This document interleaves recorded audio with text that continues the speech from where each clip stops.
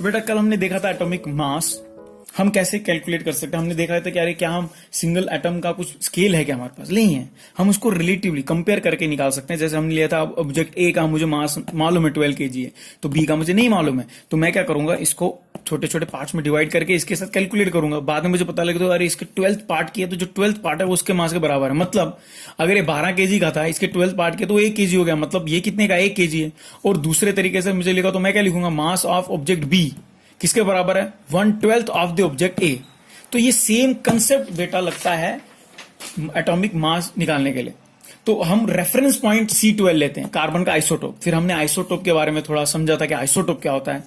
फिर हमने देखा था कि कार्बन के कैसे 3 आइसोटोप्स हैं, कैसे C12 के रेफरेंस लेने से पहले एक्चुअली हाइड्रोजन को रेफरेंस लिया गया था, कि लेकिन वो फ्रैक्शन में आया इसलिए उसको छोड़ दिया।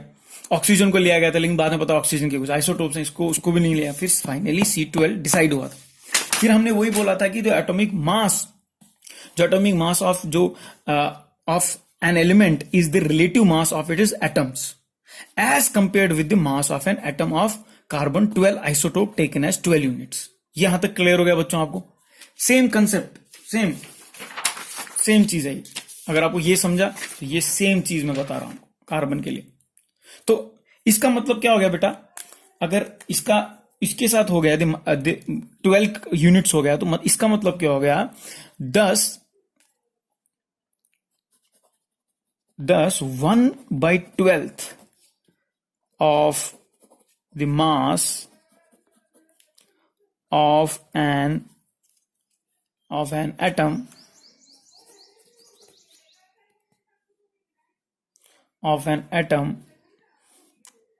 of carbon 12 isotope represents 1 unit on the atomic scale।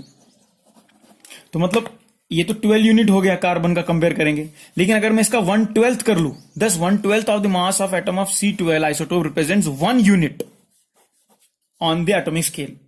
मुझे तो 1 यूनिट पता है ना, तो मतलब वो 1 यूनिट कब रिप्रेजेंट करेगा, जब 1/12 में उसका मास लूंगा कार्बन का, तब वो एक स्केल हो गया। तो उसको क्या बोलते हैं, this is called 1 atomic mass unit. ये सबसे इंपॉर्टेंट है बेटा। और इसको कैसे रिप्रेजेंट करते हैं बेटा, AMU से रिप्रेजेंट करते हैं इसको। और अकॉर्डिंग टू द न्यू जो IUPAC है, उसने कैसे बोला इसको रिप्रेजेंट कर सकते हैं आप, सिंपली यू से भी रिप्रेजेंट कर सकते हैं इसको, फॉर यूनिफाइड मास। दोनों से आप AMU नहीं तो यू से रिप्रेजेंट कर सकते हैं। तो अभी बेटा अगर मुझे अभी डिफिनेशन लिखना हो एटॉमिक मास यूनिट का, क्योंकि अभी इतना तो हमको समझ गया कैसे होता है, कार्बन 12 को रेफरेंस लेते हैं और 1/12 अगर मैं कार्बन के मास का करूंगा तो मुझे 1 यूनिट मिलेगा एटॉमिक स्केल पे, तो वो उसको मैं क्या बोलूंगा, एटॉमिक मास यूनिट बोलूंगा। तो अभी मुझे एटॉमिक मास यूनिट क्या है अगर वो डिफाइन करना हो तो क्या डिफिनेशन लिखूंगा, एटॉमिक मास यूनिट मतलब क्या है बेटा, ये AMU कैसे करूंगा, मे बी डिफाइंड एज कैसे 1/12 the mass 1/12 of the mass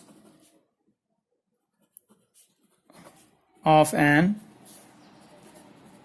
atom of carbon 12 isotope on the atomic scale।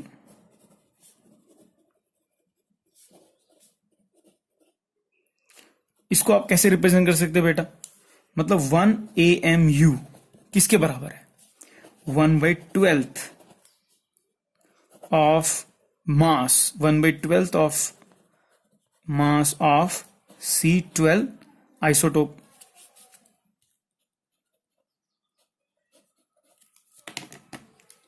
यहां तक समझ आ रहा है बच्चों आपको?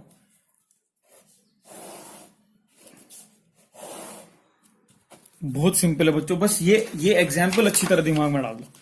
ये बहुत इंपॉर्टेंट, ये कंसेप्ट अगर आपको समझ गया, सेम वही चल रहा है, कुछ नहीं कर रहा हूं। वही उसको क्या लिखा मैंने, वो 1/12 मास of an atom of carbon is, उसको मैंने अभी 1 AMU बोल दिया। जैसे यहां पे मैंने 12 पार्ट्स को डिवाइड किया था, उसका 1 kg मास आया था हर एक का, तो वही अभी यहाँ पे डिपेंड, वो 1 kg 1 AMU को मैं यहाँ रिप्रेजेंट कर रहा हूं। और 1 AMU किसके बराबर है, 1/12 of the mass of C12 isotope. Same चीज है बेटा जो हम उसमें कंसेप्ट में पढ़ रहे थे। तो ये डिफिनेशन हो गया बेटा किसका, 1 AMU का। तो 1 AMU का डिफिनेशन हो गया कितना आपका, 1/12 the mass of 1 C12 isotope. लेकिन अभी बेटा मुझे निकालना है आखिर इसका भी वैल्यू क्या है। चलो मुझे तो पता लग गया 1/12 of mass of C12 isotope, तो बहुत अच्छा हो गया। लेकिन एक्चुअली इसका वैल्यू क्या है, उसके लिए हम क्या करेंगे बेटा, हम पहले मास ऑफ C12 आइसोटोप निकालेंगे पहले, तभी तो हमको फिर 1 AMU का वैल्यू मिलेगा, है कि नहीं। तो उसके लिए बेटा सबसे पहले इसका मास का निकालने से पहले ना हमको पता होना चाहिए कि मास ऑफ इलेक्ट्रॉन कितना है, प्रोटॉन कितना है, न्यूट्रॉन कितना है, जो आपने ऑलरेडी पढ़ चुके हैं ये, फिर भी हम वापस रिवाइज करेंगे। तो जब तक हमको मास नहीं पता होगा ना बेटा इसका, तब तक हम निकाल नहीं पाएंगे इसका, क्योंकि इसका मास, किसी का भी मास एटम का डिपेंड करता है प्रोटॉन पे, प्रोटॉन और न्यूट्रॉन पे ऑब्वियसली। तो लेकिन हमको पता, तो इसलिए हम बेसिक पहले क्या करते हैं, मास देखते हैं बेटा। देखो मास ऑफ इलेक्ट्रॉन, मास देखते हैं किस किस का, इलेक्ट्रॉन का कितना मास है, प्रोटॉन का कितना मास है, न्यूट्रॉन का कितना मास है। तो बेटा इलेक्ट्रॉन का मास है 9.1 इंटू 10⁻³ kg, और प्रोटॉन का मास है 1.6 इंटू 10⁻27 kg। और बेटा न्यूट्रॉन का मास भी सेम ही होता है, इन 10⁻27 kg। ये बेटा आप पहले इसको एकदम फिट कर लो आपके माइंड में, क्योंकि ये पता होगा तो ही हम इसके आगे जा पाएंगे और इसको डिटेल एनालिसिस कर पाएंगे। मास ऑफ इलेक्ट्रॉन कितना है बेटा, 9.1 इंटू 10⁻³ प्रोटॉन का कितना, 1.6 इंटू 10⁻27 kg, फिर न्यूट्रॉन का 1.6 इंटू 10⁻27 kg। ये मास है इलेक्ट्रॉन, न्यूट्रॉन, प्रोटॉन का। अभी हमको क्या निकालना है बेटा, मास ऑफ C12 आइसोटोप निकालना है, तभी हम इसका वैल्यू निकाल पाएंगे कितना है। तो चलो अभी हम mass of C12 isotope calculate करते हैं। तो लेट स्टार्ट। तो पहले हम क्या करेंगे बेटा, अभी हमको मास निकालना है किसका बेटा, पहले mass of mass of 1 C12 isotope, इसका मास निकालना है ना।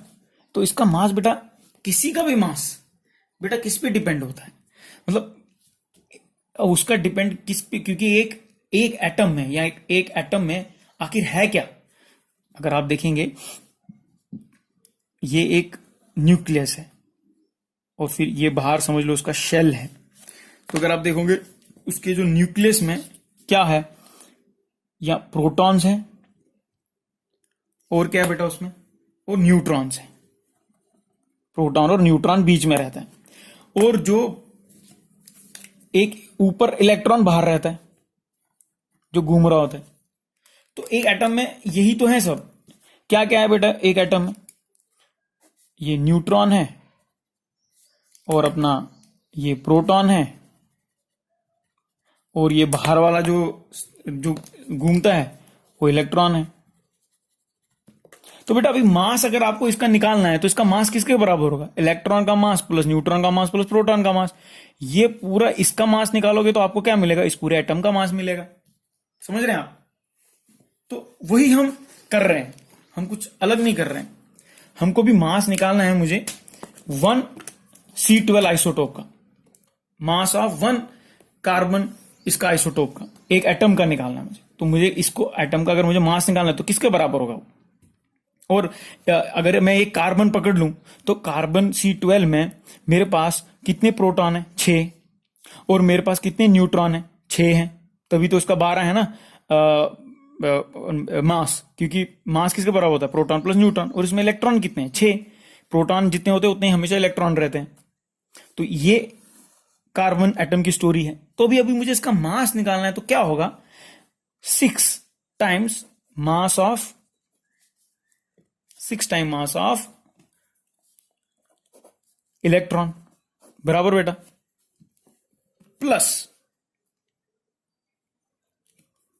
प्लस करूंगा 6 टाइम मास ऑफ प्रोटॉन, और फिर प्लस करूंगा 6 टाइम मास ऑफ न्यूट्रॉन।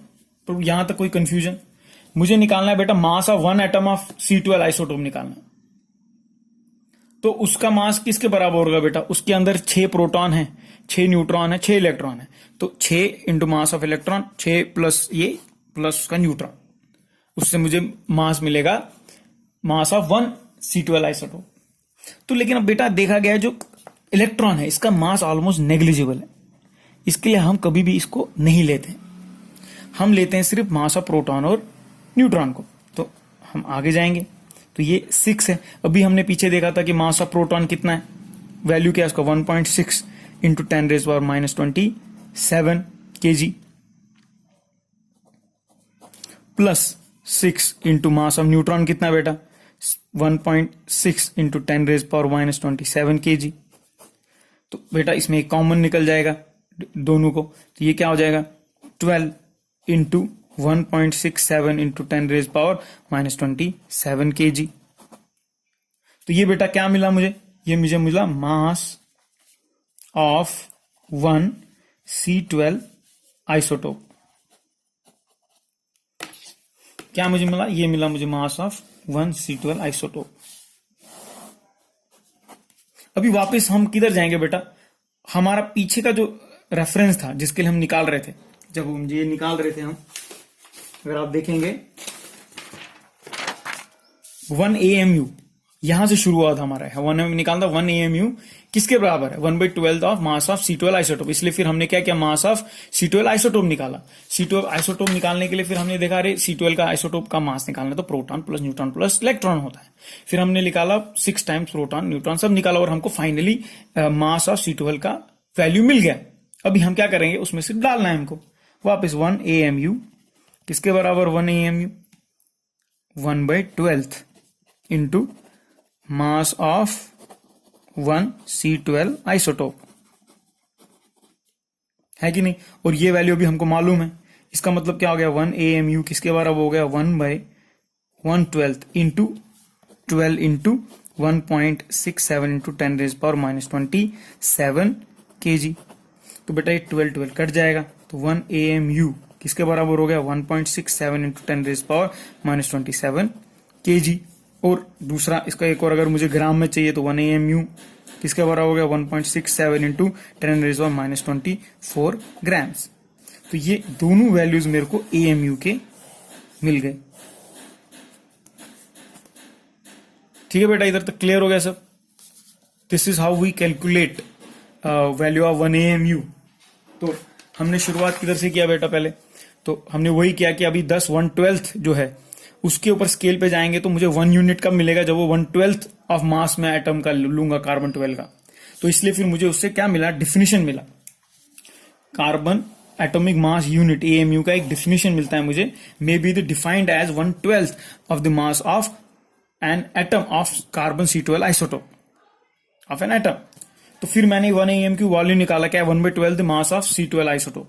लेकिन आइसोटोप का वैल्यू निकालने के लिए मुझे इलेक्ट्रॉन प्रोटॉन न्यूट्रॉन सबका मास पता होना चाहिए, वो हमने निकाला। और उसके बाद जब हमको प्रोटॉन पता लगे उसमें 6 प्रोटॉन है, 6 न्यूट्रॉन है, इलेक्ट्रॉन है, तो फिर हमने इसको कैलकुलेट करने की कोशिश की और वह कैलकुलेट करके हमको ये वैल्यू मिला। और फिर उससे हमने निकाला 1 AMU का वैल्यू हमारा कितना आता है 1.67 इंटू 10⁻27 kg और 1 AMU ऑल्सो 1.6 इंटू 10⁻25 ग्राम्स। तो आज के लिए हम इतना ही करेंगे, फिर आगे हम अभी कैलकुलेट करेंगे मासेस, कैसे हम कैलकुलेट कर सकते हैं डिफरेंट एलिमेंट्स का, और फिर मॉलिक्यूल्स का कैसे कैलकुलेट करते हैं, और फिर आगे हम जो फाइनल जो कंसेप्ट है मोल का उसको समझने का प्रयास करेंगे। धन्यवाद। हरे कृष्ण।